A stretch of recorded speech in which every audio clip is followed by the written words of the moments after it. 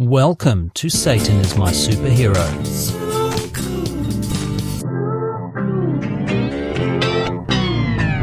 In this episode, we try our damnedest to avoid the golden path.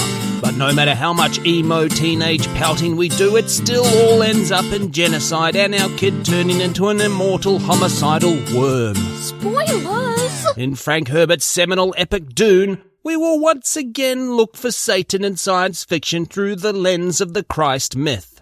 The idea of a chosen one, a demigod, not exactly God, but more than human with supernatural powers coming to rescue us all from evil.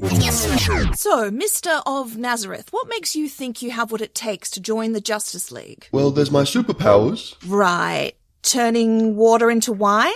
I also walk on water. Yes, well, I guess if we ever need to fight crime with your water-based powers, we'll let you know. Did I tell you I'm also the omnipotent creator god of the entire universe? Yes, you wrote it on your application several times. I'm also my own father, which plays well in Alabama. Satan. So who was Frank Herbert? Time for a brief background. Frank Herbert was an American writer born in 1920. That was a long time ago, in a galaxy far, far away, when this boy had time to play. Now this man's got bills to pay, on eBay, with BPay.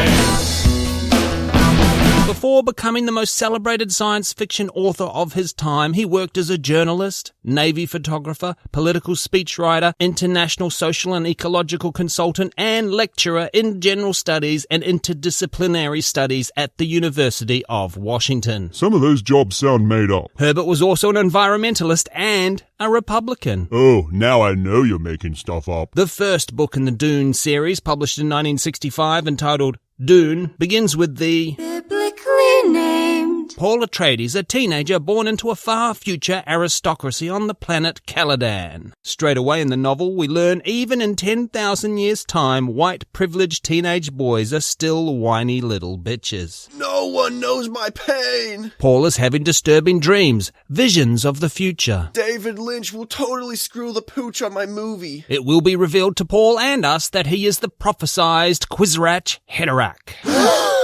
I don't know what that is. This Kwisatz Haderach will have the power of precognition. Paul, how are you coping with those horrifying visions of the future? I'm getting used to it. In fact, I would say I really like it. Zendaya's in them now. Here is as good a place as any to head off the pedants. Many will call Dune fantasy, not science fiction. Just like I did with Star Wars, I will counter this with spaceships and shit.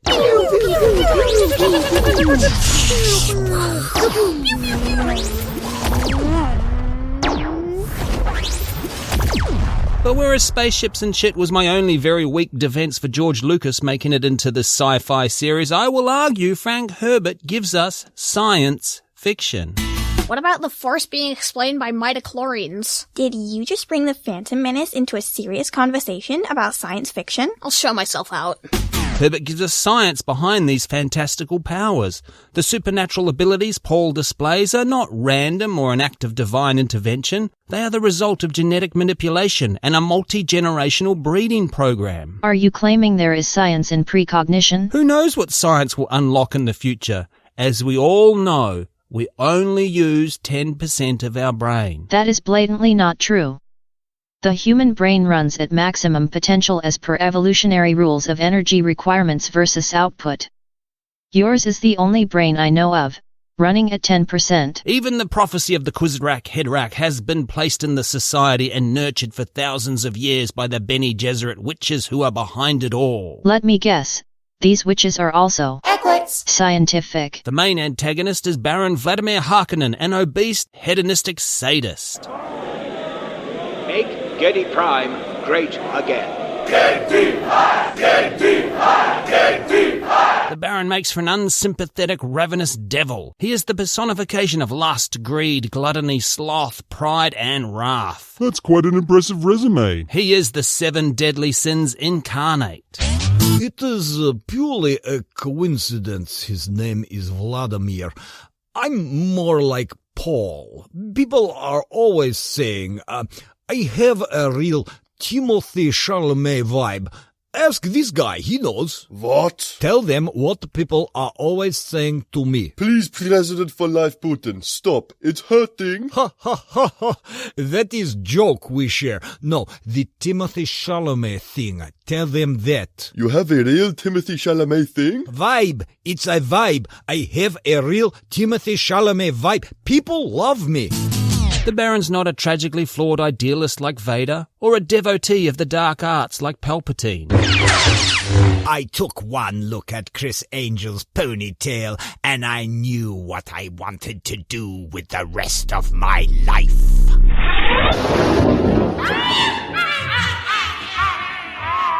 Harkkonnen is a proper beast. He is a wild animal. This guy is so morbidly obese he is kept alive and afloat by technology. He is covered in pus-dripping sores, his own vomit and other people's blood.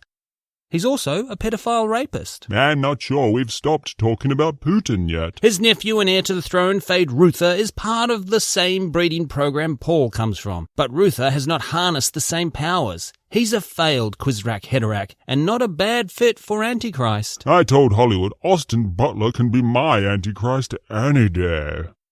Somehow, though, I ended up with Sting. No, Sting, we're not taking a break from Armageddon to do yoga. Maybe we'll do the tantric sex thing. Maybe. In the sequel novels, Paul leads a holy war of death and destruction across the universe, his hordes of Freman fanatics bending humanity to the will of his new religion. I would never do that. I'm more like Timothée Chalamet in Don't Look Up. Just a real cool guy with a skateboard, and Katnis is my girlfriend. You know, just vibing, man. Surfer dude Putin. Frank Herbert himself once said, "All men must see the teaching of religion by rules and rote is largely a hoax." Herbert expands on that point over and over again in his books. He loves to show the unwashed masses having their own idiotic superstitious tendencies used against them for the benefit of the elites. I'm so glad nothing like that happens in our world. Herbert's books are drenched in religion and politics and where they intersect. If Marjorie Taylor Greene could read, Frank Herbert would have taught her how to be the God Emperor of a theocratic state of America by now. I must not think. Thought is the mind killer. Knowledge is the little death that brings total obliteration. I will face my intellect. I will permit it to pass over me and through me. And when it has gone past, I will turn the inner eye to see its path. Where the thought has gone, there will be nothing. Only I will remain. In the sequel, Paul becomes disillusioned with the holy galactic empire he has created and goes off the rails. I thought being emperor of the entire universe would solve all my problems.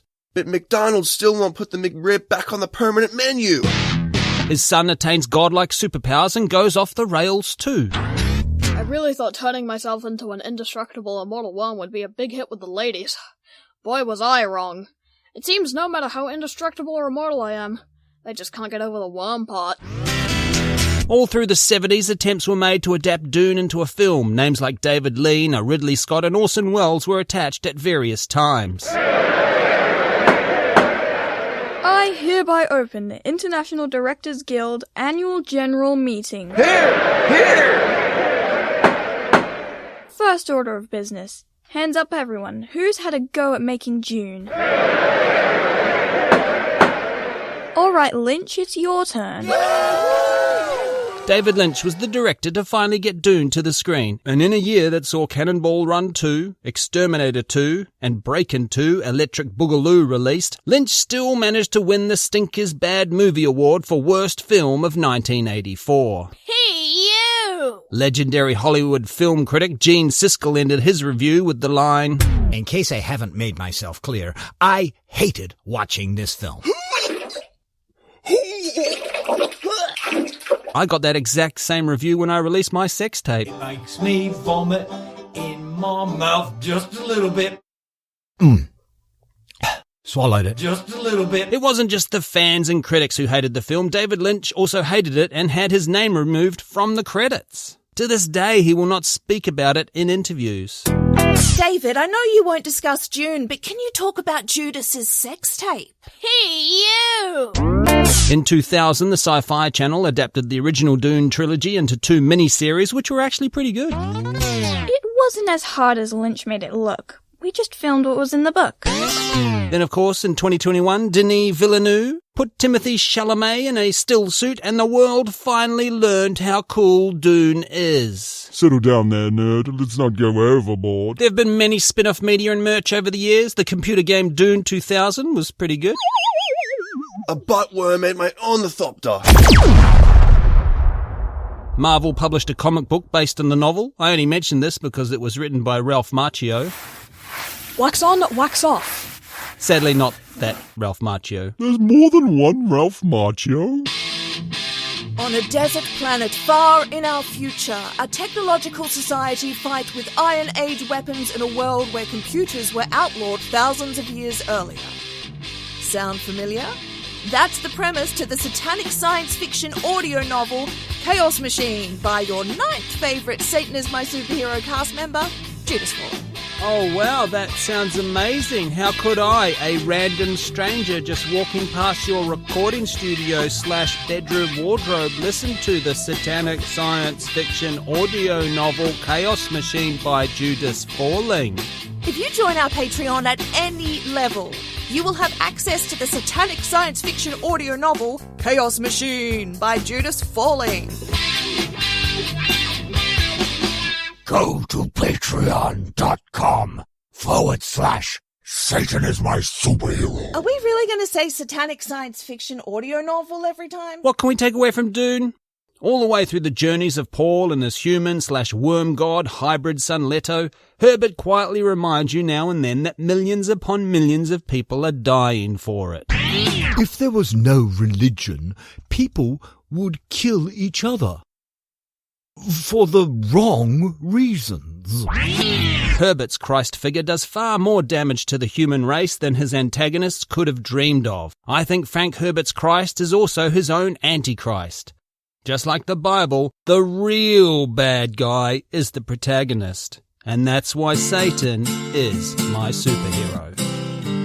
Thank you so much for listening. Rate, review, subscribe, all that podcast stuff. But most of all, please give us money. Go to patreon.com/Satan is my superhero. If you sign up to our Patreon at any Circle of Hell, you will gain access to the satanic sci-fi audio novel Chaos Machine. It's Dune meets Planet of the Apes meets Paradise Lost. Here's a little bit of it right now. There is a stirring from inside the hut, and a proto shuffles slowly out the door. Provenance takes a step back and gasps at the sight of the creature. The 2 colonizers are not disturbed by its presence at all. The proto stops in the doorway and stares at Provenance for an uncomfortably long time. Tiny, bright yellow eyes embedded in a horribly mangled, scrunched-up face just staring at her.